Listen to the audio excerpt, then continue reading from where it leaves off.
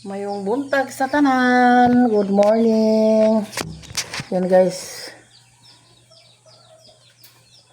Pinapawisan ako, galing ako nag-hike. Hike, dalawang round. Every morning guys, parang magkapasingot tayo. Nagbihis na ako. Ayan, ako lang mag-isa dito sa bahay ngayon kasi si Ronnie at saka sila ni James at sa yung isang tao na kasama ni Ronnie ay nanguha ng handol. Nanguha ng handol doon sa malayo, doon sa bayan ng Hitape. So ako lang mag-isa dito. Ako lahat yung mga gawa sa mga gawain dito, lalong-lalo na sa pagpakain ng manok. Yan, habang may hindi pa kayo masakit ang init sa labas. So magpapakain tayo. Kasi time check is alas 7:30. Yan, okay pa yan. So busy yung matanda ngayon guys kasi naglalaba ako, nagpapaikot ako sa washing. And then mahirapan pa rin sa tubig. Yung konti na lang yung tubig natin. So buti na lang nagpa-igib ako ng tubig sa yung tao na nandito sa amin na palagi ay katuwang ni Donnie sa paglinis ng tambo. Yan, buti na lang andito na siya sinuhula ni Donnie sa paglinis ng tambo at walang problema yung taong yun guys kasi kahit anong iutos mo, mag-igib ng tubig. And then ngayon nandoon sila sa bayan ng Hitape sa Burgos, daming kawayan doon guys. So, naubos na kasi yung ating mga handol. So nagtawag kami sa suki namin. Hindi pa daw sila makapanguha kasi fiesta sa kanila ngayong Bernis at Sabado. So yan, sila na lang doon yung nanguha doon sa Burgos. Burgos tawag sa sa barangay na yon. Pero highway na naman. Madali lang yung ikarga nila kapag may dala sila na So ngayon magpapakain ako sa mga manok. Ako yung tinaryahan sa pagpakain ng manok habang nagpapaikot ako sa ating washing. So yung mga kiddos natin guys ay nandoon sa Cebu. Sabay sila sa pagbalik ni Jeffrey, yung papa ni Marco. Pinapunta sila ni Sarah at saka ni Iris. Magbakasyon sila. Si Marco, si Jisame at saka si Shalene. So mingon ako dito guys. Ako na lang mag-isa. Wala na akong mautusan. Ako lahat sa mga gawain dito. Pero sige na lang. At least papawisan tayo sa morning. Kapag mainit na sa labas, nandito na tayo sa loob. Magawa ng walis. So magpapakain muna tayo sa manok guys. Hello, may mga sisiu dito guys. Yan. Nalaman mo diha. May anak sa nato kay aron bag-uno yung pagkaon. Hala. O, dyan. Kain kayo. So, yung dito, may dito pa din. Mga maliit pa sila guys. Yan. Mga maliit pa sila. Mas maliit pa ito. Hala, kaon. Minsan lang ako makapakain sa guys, manok kasi wala sila dito. Ako lang yung kawawa naman yung mga sisiw natin kapag walang makain. So nandito pa sa loob. Nandito sila sa nandito yung may incubator tayo guys, ginawa sa anak kong nandoon sa Cebu, pinadala dito. So hindi pa nag-operate. Wala pang ilaw, hindi pa na-set guys. So,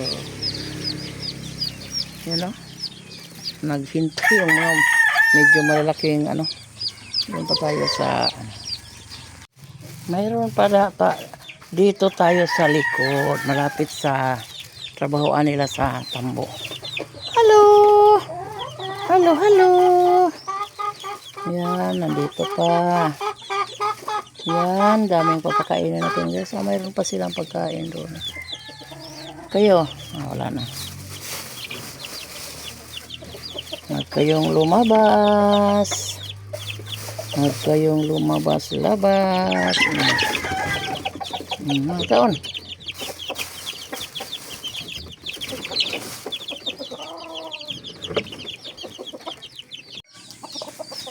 Kakain na tayo dito sa loob ng net.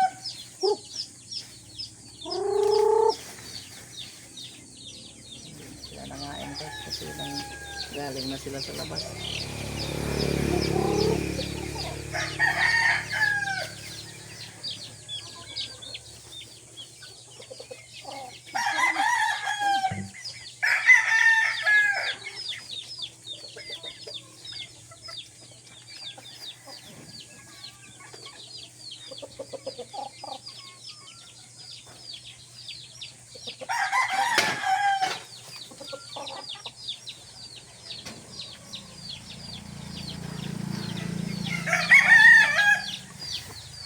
Natakot sila. Minsan na ako pumasok dito sa loob. Uy, na makasgawas. Ayan, tapos na tayo nagpakain sa mga manok. Dito naman tayo sa ating pinaikot na mga damit guys.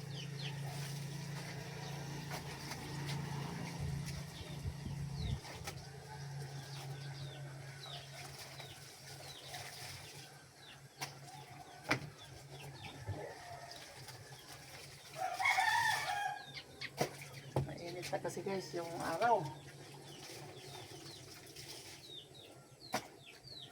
Alas 8 na pasado.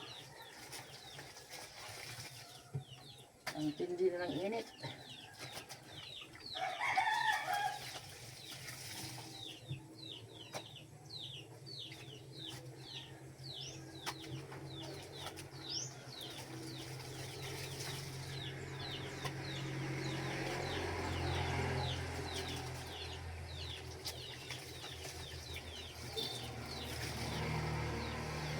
Ay, naku, kainit.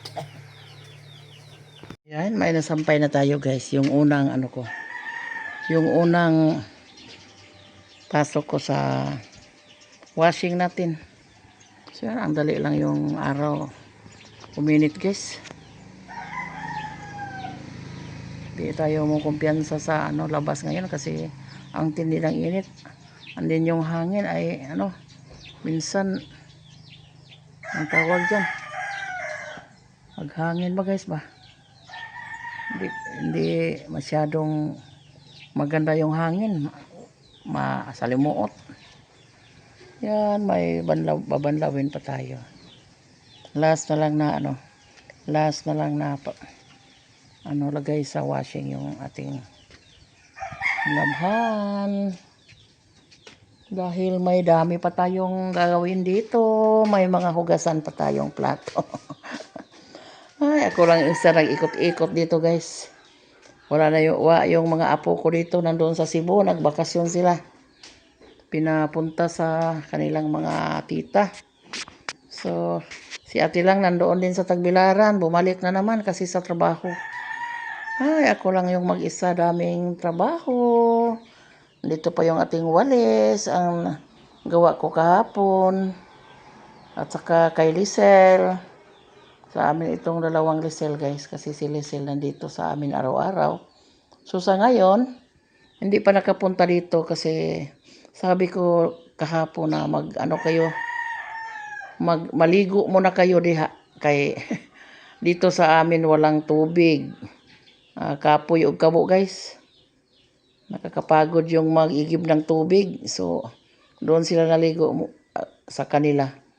Hindi pa man daw sila masyadong crazy sa tubig doon. So, hanggang ngayon, hindi pa sila nakapunta guys.